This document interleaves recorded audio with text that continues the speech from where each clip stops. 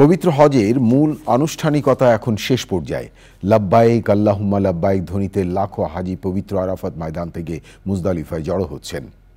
পবিত্র হজের খুতবায় ফিলিস্তিনিদের জন্য দোয়া চেয়ে মুসলিম উম্মাহকে ঐক্যবদ্ধ থাকার আহ্বান জানিয়েছেন আরাফাতের ময়দানের খতিব। আল্লাহ এবং রসুলের প্রতি আনুগত্য রেখে বাবা মাকে সম্মান জানানোর আহ্বান জানান তিনি। যার যার মোনাজাতে নিজের পরিবার এবং বিশ্ব মানবতার মঙ্গল কামনা করে সমবেত হন হাজিরা। আরো জানাচ্ছেন চকর মালিকা। এখন জন্ম সনদ দিয়ে খোলো বিকাশ স্টুডেন্ট অ্যাকাউন্ট। নিজের বিকাশ নিজে কর।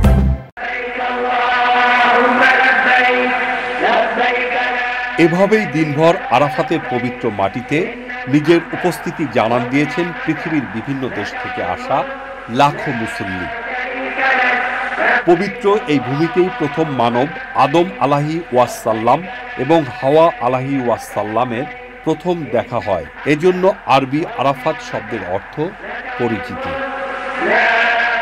তিন দিকে পাহাড় ঘেরা 2 মাইল দীর্ঘ এবং 2 মাইল প্রস্থ আরাফাতের প্রান্তরে ইহজগতের সকল চাহিদা বিসর্জন দিয়ে পাপ মুক্তির আকুল প্রার্থনায় মুসলমানরা জমায়েত হন।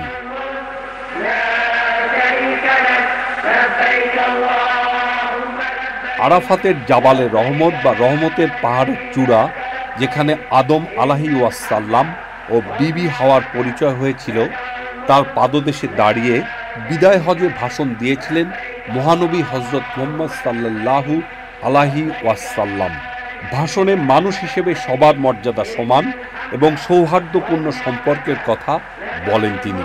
সেই ইতিহাস ধারণ করে প্রতি বছর লাখো মুসল্লি আরাফাত ময়দানে হাজির হন।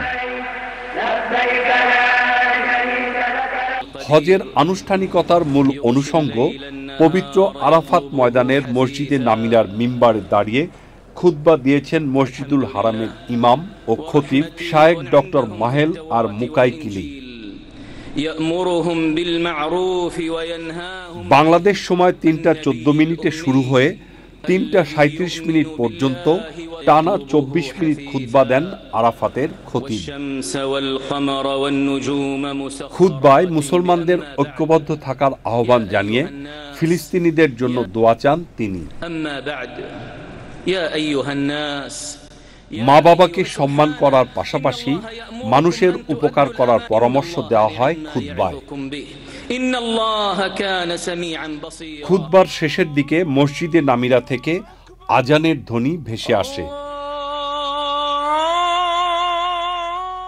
24 মিনিটের খুতবা শেষে এবছরের আরাফাত ময়দানের খতিব আনুষ্ঠানিক কোনো মোনাজাত করেননি।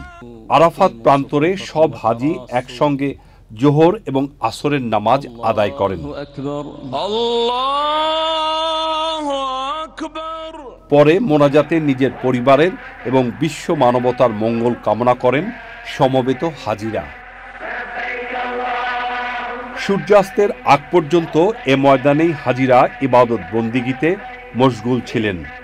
হজের নিয়ম অনুযায়ী সূর্যাস্তের সঙ্গে সঙ্গে হাজিরা পরবর্তী গন্তব্য 5 কিলোমিটার দূরে মুজদালিফায় সমবেত হচ্ছেন। মুজদালিফায় মাগরিব এবং ঈশার নামাজ আদায় করে সেখানেই খোলা আকাশের নিচে রাত্রি যাপন করবেন আল্লাহর মেহমানরা। সেখান থেকে শয়তানকে মারার জন্য প্রয়োজনীয় পাথর সংগ্রহ করবেন তারা। রোববার ফজরের নামাজ আদায় করে আল্লাহর মেহমানরা আবার যাবেন মিনায়। সেখানে 3 দিন অবস্থান করে শয়তানকে লক্ষ্য করে পাথর মারবেন হাজিরা। চকর মালিকা, চ্যানেল আই।